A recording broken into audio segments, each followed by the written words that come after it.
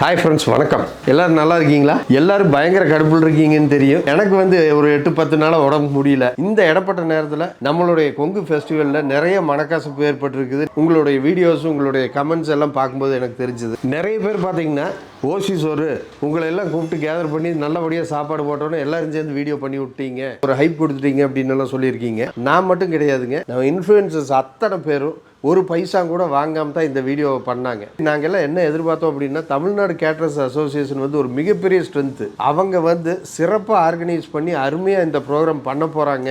நம்ம கோயம்புத்தூருக்கு ஒரு மிகச்சிறந்த ஒரு ஈவெண்ட் வரப்போகுது அப்படிங்கிற ஒரு சந்தோஷத்தில் நாங்கள் எல்லாருமே வீடியோ பண்ணியிருந்தோம். இந்த சொதப்பல்னால மக்கள் எந்த அளவுக்கு வெக்ஸ் ஆகிருக்காங்க அப்படிங்கிறது அவங்களுடைய ரிஃப்ளெக்ஷன்ஸ்லேயே தெரியுது.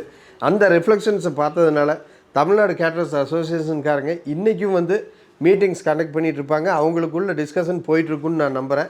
இதுக்காக மக்களுக்கு ஒரு நல்ல தீர்வை கொடுப்பாங்கன்னு நான் எதிர்பார்த்துட்டு இருக்கேன்.